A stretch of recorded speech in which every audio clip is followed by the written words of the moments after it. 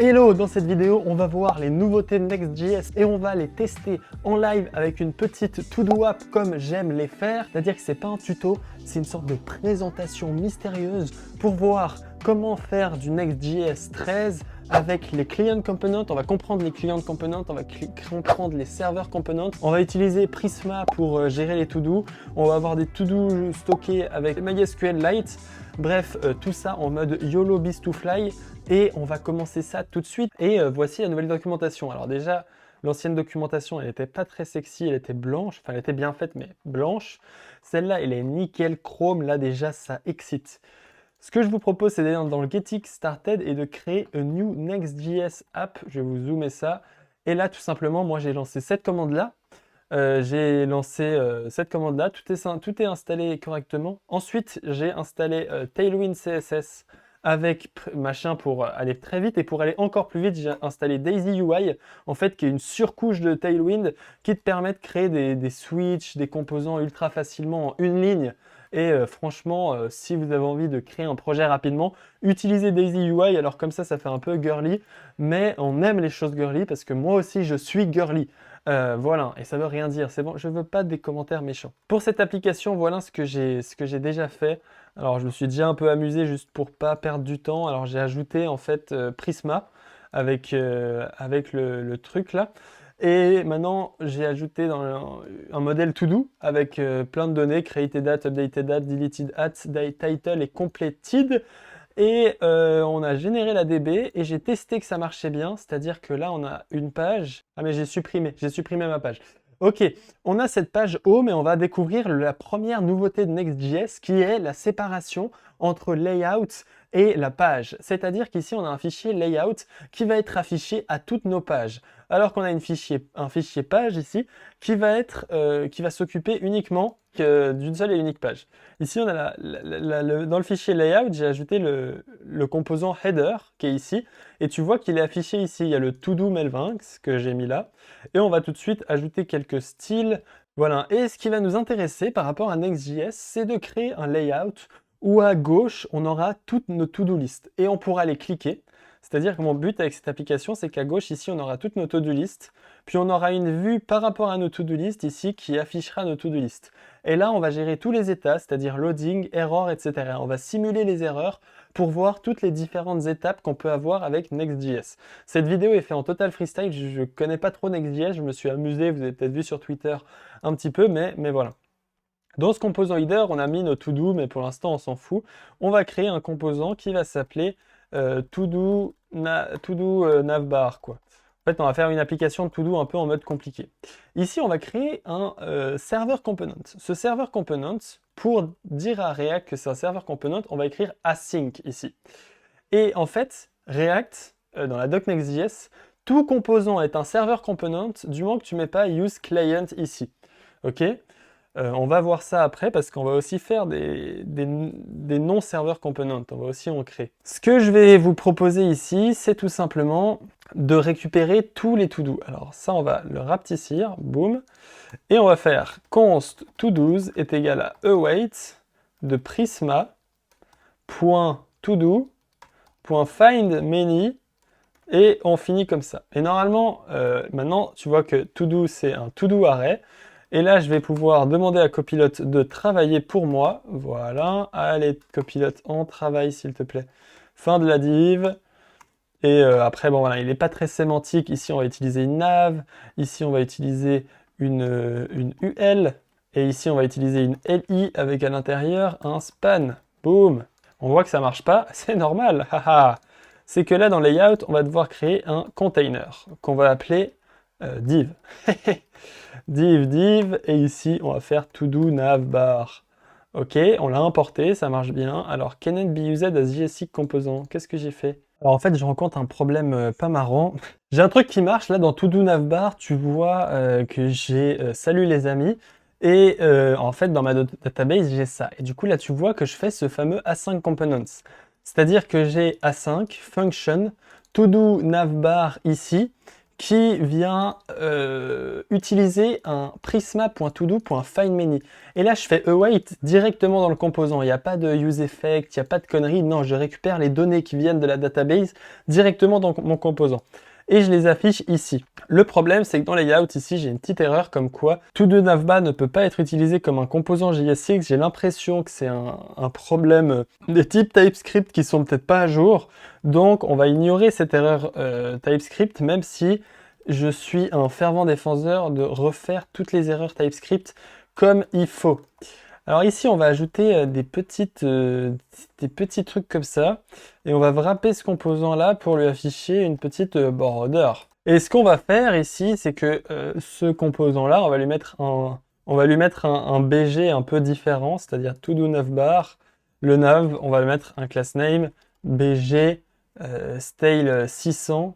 Ce qui est intéressant, c'est qu'on va utiliser le nouveau composant link qui agit celui-là exactement comme un A. Du coup, je peux enlever en fait mon span et faire un href qui va y aller sur /todo / l'id du todo. C'est-à-dire ici, on va mettre todo.id.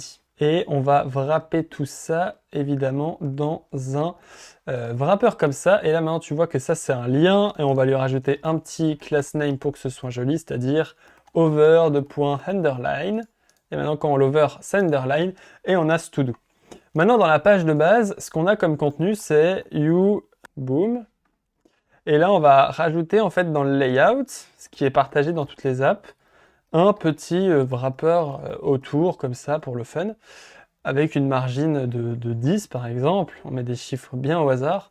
Voilà. Et maintenant, ce qui est cool, en fait, déjà avec cette app, c'est qu'ici, tu peux accéder au HTML en Tailwind, tout ce que tu veux. Et moi, j'aime bien faire un truc, c'est faire hateful. Et ici, class name, dans body, hateful aussi. Et ici, évidemment, je vais faire un hateful.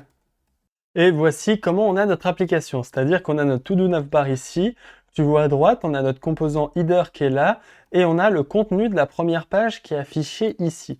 Maintenant, on va créer un nouveau folder. Parce qu'en fait, ici, ce que je vais faire, c'est todo.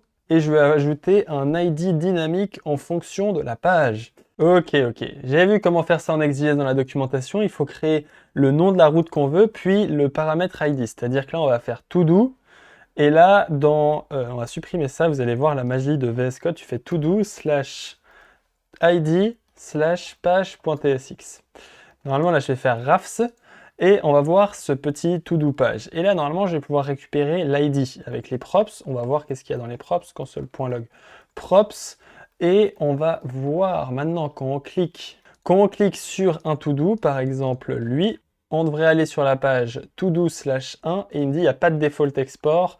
Et il a bien raison parce que j'ai oublié de faire export default page ici et d'enlever ce export là et d'afficher ça todo et de mettre ça todo ici. Boum, boum, boum. On refresh et là on a bien notre page qui est affichée. On a des props qui sont affichés dans la console ici. On a le params1 qui est affiché en props. Donc normalement si je fais ici props.params.id, je devrais voir 1. Et maintenant qu'on a ça, on va pouvoir faire aussi ici un async component. C'est-à-dire que ça évidemment on s'en fout. On lui met any dans la gueule. Ne faites pas ça en TypeScript chez vous. Const todo est égal à await de prisma.findUnique where id number de props machin. Évidemment, je n'ai rien fait tout seul, c'est Copilot qui s'occupe du travail et je ne vais pas faire ce Prisma Client, mais je veux appeler celui de mon dossier. Et ici, il n'a juste pas eu le bon params, alors Copilot, il fait presque bien le travail, mais pas toujours. Normalement, si ici, je peux afficher props todo.title. Et maintenant, boum, salut les amis, on a bien le bon title. C'est super cool parce que là, on va pouvoir afficher des inputs. Par exemple, ce qu'on va pouvoir faire ici, c'est d'aller dans la doc de Daisy UI et d'afficher un petit input. Il doit en avoir un text input. Boum, boum, boum. Là, on prend ça, on fait le JSX, on copie tout ce qu'ils ont fait là. Une default value est égale à todo.title. Boum, on enlève ça et on devrait maintenant voir, salut les amis, ça devient un input. Ah voilà, là il est beau notre input. On a notre input ici, quand tu refresh, tu vois qu'il y a salut les amis. Et on va pouvoir ajouter un switch qu'on trouvera aussi dans la doc de Daisy UI normalement. Ok, on a le machin et là on va lui rajouter comme checked, comme default checked est égal à todo.completed. Là il y a tout le temps ce point d'interrogation, il me fait chier. Quand vous avez ça, vous faites s'il n'y a pas de to-do, et bien là on va retourne un P qui dit, et là au moins vous pouvez enlever tous les points d'interrogation et il va plus vous faire chier. Je peux vous dire que ça fait plaisir. Isdone on affiche ça, et là on va rajouter à la place de cet élément un formulaire qui va nous faire un onSubmit, const onSubmit est égal à A5, alors je sais pas pourquoi il me met en A5, ah oui parce qu'on va ajouter, mais là en fait on arrive dans les limites de notre petit to-do. C'est là que c'est intéressant. C'est que maintenant, là, on veut modifier ce to-do. On va commencer par la modification. Ici, si j'ajoute un onSubmit est égal à une fonction qui fait console.log de salut, crash. Je n'ai pas le droit d'appeler un onSubmit dans un élément qui est server-side rendering. Pour ça, dans Composant, on va faire un nouveau folder qui va s'appeler todo et on va l'appeler todoform.tsx. Et celui-là, on va faire un rafs et on va faire un use client ici pour dire ça, ce composant, il est fait au côté client. On va lui passer en props todo qui est de type todo et on va mettre tout ce qu'on a fait ici, tchouk tchouk tchouk tchouk tchouk tchouk, dans ce composant ici avec notre todo. Et là, à la place de faire ça, on va appeler todo form avec todo est égal à todo. Et ce todo, il peut être undefined. Et voilà. Maintenant, ça marche. Et maintenant, on a ce onSubmit qui fonctionne. Pourquoi ça fonctionne? Parce qu'en fait, on a déplacé le composant dans un client-side rendering. C'est-à-dire que là, je peux plus faire de... Là, ici, j'ai plus accès à Prisma. Alors, peut-être que j'ai accès parce que je ne sais pas si c'est mal fait, mais normalement, j'ai pas accès. Prisma.todo.count.den est égal à count console log count. Tu vas voir qu'ici, j'ai une erreur. Prisma client is unable to run in the browser. C'est-à-dire que dans ce composant-là, je peux faire des opérations avec Prisma. C'est-à-dire, Prisma, c'est comme si c'était ta database MySQL. Et ici, je ne peux pas faire des opérations avec Prisma parce que ici, je suis dans un use client. Je suis dans un composant qui est client side render. C'est pour ça qu'ici, je récupère avec les props. Et lui, il est très doué pour afficher les props et c'est parfait. Maintenant, on va faire juste un petit formulaire, const onSubmit E5. Alors là, il m'a fait de la merde. Ici, moi, ce que je veux récupérer, c'est le form data. Ici, je veux récupérer entries avec ceci. Là, on va console log les entries et on va refermer. On va faire le onSubmit un peu plus joli. Boum, boum, boum. Et maintenant, quand on a fait ça, et qu'on appelle ce onSubmit ici, tchouk tchouk tchouk, qu'on affiche la console, et ben on devrait, quand on écrit des choses, si je rajoute un bouton submit, on a un bouton submit, alors il marche pas, super, bouton, ah, on a notre bouton submit, et quand on le submit, tu vois qu'il n'y a rien qui marche, parce qu'on a oublié d'ajouter un name. Ici le name c'est title, et ici le name c'est completed. Maintenant, quand je clique sur Submit, boum, title, il est là. Le completed, il me chie dessus allègrement. Completed? Mais qu'est-ce qu'il prend comme drogue, ce completed? Ah, ok. Quand il est off, il veut pas me le mettre. Quand il est off, il me le met pas. Quand il est on, il me le met. Entries. Entries de completed est égal à... Entries de completed complètement égal à on, false, machin. Et ici, on va on lui dit d'aller se faire foutre. Azeni, voilà, on est parfait. Console.log entries, maintenant tu vois que là c'est true, là c'est false, c'est parfait. Maintenant, on va faire un endpoint API. Dans Page, on va pouvoir créer un machin qui s'appelle update todo.tsx. Enfin, on va faire API new file todo/update.ts. On va copier-coller le code de hello. Ah, en fait, non, je ne veux pas l'appeler todo, ce truc. Je vais l'appeler index, parce qu'on va gérer le create et le update. Dans le cas où c'est un patch, qu'est-ce qu'on fait? On fait const update prisma.todo.update where id parsing de rec.query par id machin completed true. Alors, je ne sais pas ce que je suis en train de faire, mais moi, j'écoute toujours Copilot. parce que Copilot fait des choses bien. Non, je rigole évidemment. Ici, on va mettre un ID en paramètre, c'est-à-dire todo/id. C'est pour ça que là, ça va marcher. Et là, ce qu'on va récupérer, c'est le body, c'est-à-dire const body est égal à json.parse de rec.body.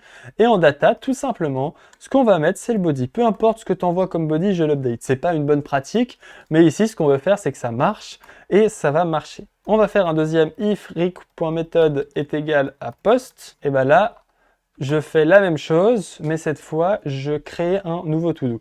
Et je sais pas pourquoi il m'envoie John Doe chaque fois, il me vénère. Et là, ça fait quoi? Const to-do est égal à await. Il est de quel type ce machin? Il est de type to-do. Ah, mais la fonction n'est pas à 5. Et oui, il y a besoin de wait. Maintenant, ce qu'on revoit, nous, comme JSON, c'est un objet avec to-do, to-do. Is not assigned to paramètre data. Ah là là, to-do, avec un point d'interrogation, ou error, string. Voilà, au cas où il y a des erreurs, on gère les erreurs. Ici, ce qu'on envoie, c'est to-do, et là, je pense que ce truc retourne le to-do, hein, parce que normalement, c'est ce que les ORM y font. Ouais, c'est juste, ça fait plaisir. To-do, ok, c'est parfait. Maintenant, normalement, avec tout ce que j'ai fait, ce qu'on va pouvoir faire, c'est un truc cool. Et c'est là où Next.js arrive en force. Bon, déjà, c'est qu'on va faire dans notre composant to-do-form, ici, tout simplement un fetch, et là, API to-do/to-do-id, méthode pout. Ah ouais, put, c'est largement mieux que patch. Put, res qui va sur... Putain, mais qu'est-ce qui me fait chier? .den, res qui va sur res.json, .den, console log de res, voilà. On va faire, salut les amis, on active isDone, on submit, et maintenant le to-do que je reçois, on voit qu'il a completed true. Maintenant, quand je refresh cette page, le completed est à true. Alors, on a une petite erreur, data lt installed. Qu'est-ce qui se passe, les amis? Qu'est-ce qui se passe? Console.log to-do.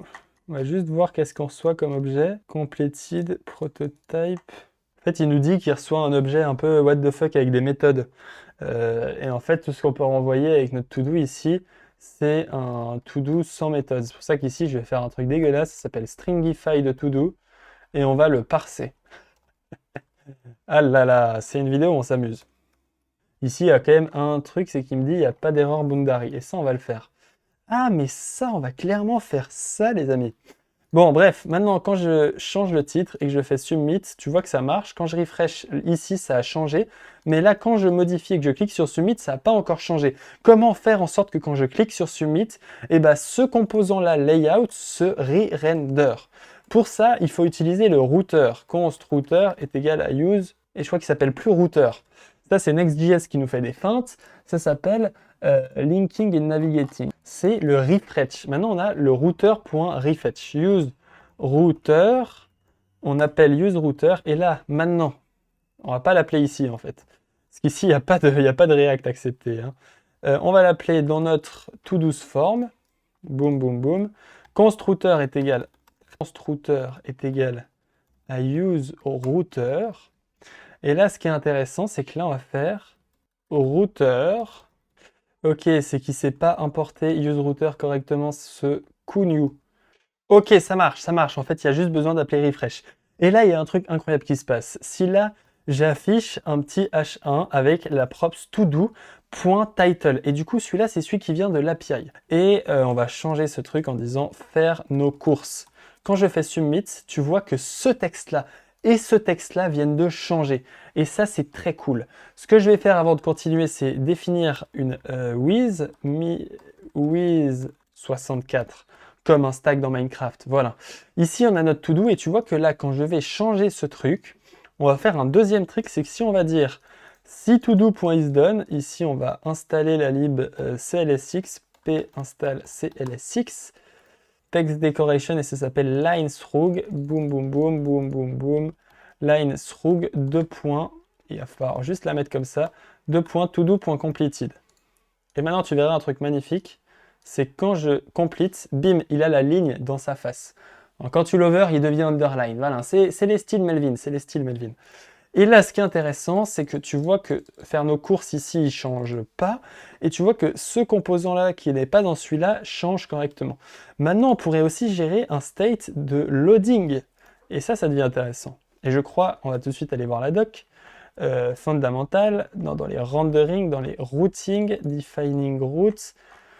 On a plusieurs fichiers, on a le layout, on a le template. Alors template, je ne sais pas ce que c'est. Template, il ne faut pas l'utiliser, je crois, hein. On a error loading. Ok, il faut peut-être, je vais... error, il est use client. Ok, ok, ok. Les gars, lisez la doc plus que moi parce que moi, je sais pas lire la doc. Alors moi, j'ai copié-collé leur truc parce qu'en moins, quand tu copies-colles les trucs des gens, c'est parfait. Et ce qui est intéressant, c'est que maintenant, si je vais dans un to-do qui n'existe pas, to-do sans undefined. Voilà, to-do, non. Ok, là, je fais le check. En fait, s'il n'y a pas de to-do, ce qu'on va faire, on est beaucoup plus agressif. Throw new error de to-do id props.param.id is undefined. Merde. Ça ne marche pas du tout. C'est totalement inefficace cette erreur.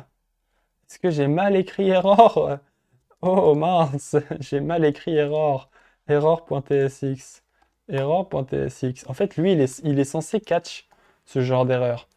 Peut-être que vu que là c'est server-side, ah, reset error boundary. Et ça, c'est cool. Et ça, c'est très cool. Et là, on va juste mettre des petits styles, par exemple, class name bg red 300. L'avantage de ce composant-là, les amis, alors voilà, je suis en total freestyle. L'avantage de ce composant-là, c'est que tu vois que maintenant, ma page, c'est plus elle qui gère l'erreur. Elle, tout ce qu'elle fait, c'est prendre le to-do. Si on n'a pas, elle throw une erreur.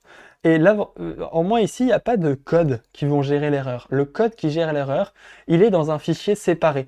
Et niveau split de code, c'est juste génial. C'est-à-dire que ici, je ne sais pas pourquoi il fait ça, on va supprimer tout ça. C'est-à-dire qu'ici, la magie, c'est que vraiment tout est géré côté client. Et là, ce que je pourrais faire, d'ailleurs, moi, c'est un autre bouton. Back to, on va lui mettre un href de slash.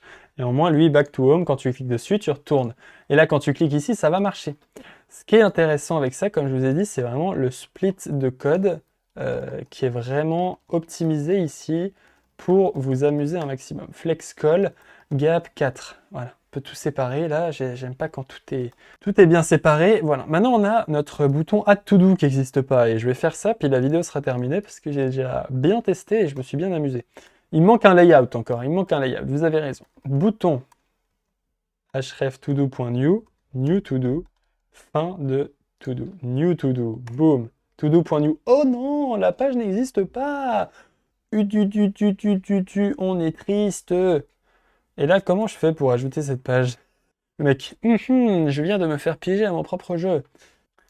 Vu qu'en fait, ici, on est dans du pur A5, je pense que je peux faire if props.params.id complètement égal à new.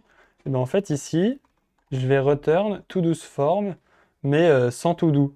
Et là, oh, il y a une erreur, todo's form, il a besoin de todo. Et bien maintenant, il n'a plus besoin de todo. Si todo est undefined, en fait, ici, ce qu'on fait, todo.title ou new todo. Todo.title, et là, on a juste à mettre undefined, c'est pas grave. Et ici, ce qu'on va faire, c'est que todo.id, c'est vrai que j'avais mis un id. On va faire ou new, puis on va s'en foutre de l'id, dans le cas où on n'est pas dans ce cas-là. Et ici, on va faire todo. S'il y a un todo, on met patch. S'il n'y a pas de todo, on fait post. Boum. Maintenant, on a notre fameux error. Et maintenant, quand on refresh, on a le new to do. Et c'est ça la magie en fait. Et là, je me rends compte de la puissance des serveurs components. Ça fait 45 minutes que je fais cette vidéo. J'ai eu plein de problèmes. Mais c'est qu'ici, vu que tout est linéaire, il n'y a pas de hook, bah, je peux faire mon petit if ici sans problème. Ici, je peux faire mon await. Ici, je peux throw mon error. Ici, je peux gérer. C'est juste incroyable ce qui vient de se passer. Là, je suis en train de me rendre compte de la puissance de cette magnifique nouvelle mise à jour. Et moi, je suis un hype masturbation, c'est-à-dire j'adore me masturber sur les hypes, et ça me fait très plaisir. Et là, la magie, c'est que moi, je code assez intelligemment. Mon to-do form, il est agnostique. Et c'est-à-dire que maintenant, ici, je peux écrire. Ici, on va changer le submit, parce que j'aime pas le texte submit. Value est égal à to-do. Et là, c'est magique. Et là, c'est incroyable ce qui va se passer. Normalement, quand je vais écrire ici un truc, par exemple, j'aime les fleurs, youhou, add. boum, il y a j'aime les fleurs qui vient d'apparaître à droite. Le problème, c'est qu'ici, l'URL n'a pas changé. Donc, ce qu'on peut faire, c'est que là, pour gérer ce problème, on va faire router.refresh et router.push de res.id. Et là, oh, putain, ça m'excite, mais ça m'excite à un point. Ça m'excite de fou. Là, normalement, si je crée un nouveau, par exemple, aller dormir chez Didier, add, chier. Chier, c'est undefined. Parce que c'est res.todo.id. Et oui, moi-même, j'oublie des fois ce que je fais. Tu vois que là, on a l'erreur qui gère. Donc, en fait, c'est magique parce que là, tu vois, en plus, on a carrément l'erreur de Prisma. Bon, elle n'est pas très belle. Mais là, on peut reset error boundary. Et ben, on a toujours la même erreur. Mais on peut surtout back to home, new to do, faire manger des fleurs, add. Et là, boum, on arrive sur le to do 4. Et ça, c'est beau. Et en fait, là, ce que lui va faire derrière, c'est qu'il gère tout. Il gère le titre qui vient de s'update. Oh putain. Il gère tout ce qui vient de se passer. Et là, maintenant, je peux naviguer entre les fleurs. Tu vois que c'est assez rapide en plus, hein. C'est-à-dire que lui, il gère les données en cache, hein, je pense. Tu peux naviguer entre les éléments, tu peux les edit, tu peux créer des to-do, et là, le layout marche bien. Pour finir avec ce machin, on va rajouter un state loading.tsx. Et loading, on va aller voir la doc comment faire le loading UI, et je vais copier-coller leurs composants. Alors là, tu vois, c'est server-side renderé, donc il n'y a pas de souci. Alors, loading, je l'ai ajouté, mais on ne le voit pas. Boum, j'ai upgrade tous les to-do. Et ben, on voit pas le loading. Alors, je sais pas pourquoi on voit pas le loading. J'aime les fleurs. Ah, je mets pas toutes les propriétés. With 100, 8, 100. On allait le voir, le loading, là. On a loupé un truc. Ah, vous avez vu le loading? Et finalement, le dernier fichier qu'on peut ajouter, c'est layout.tsx. Et dans ce fichier, on va faire un rafse to-do layout. Et dans ce layout, bah, par exemple, on va rajouter la props childrun qui va avec props with childrun. Et là, on va ajouter childrun. Et on pourrait rajouter un layout qui s'applique à tous les enfants, par exemple. Et maintenant, tu vois qu'il y a ce magnifique Rounded XL layout, et c'est très beau.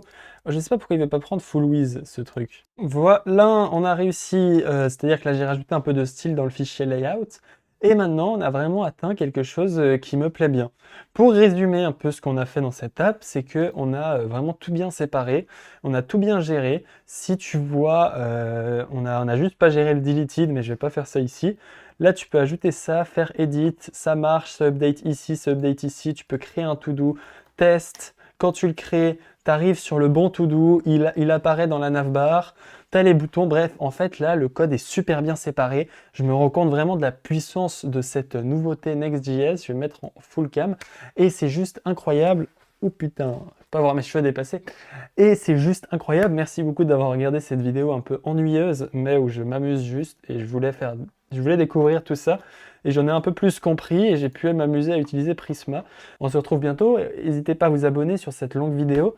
Si vous avez envie d'apprendre React parce que vous regardez cette vidéo sans même avoir des connaissances React, j'ai une formation Begin React que vous trouverez en premier lien dans la description. Et voilà, c'est une vidéo chill où on s'assoit, où on dort, où on s'amuse. À bientôt.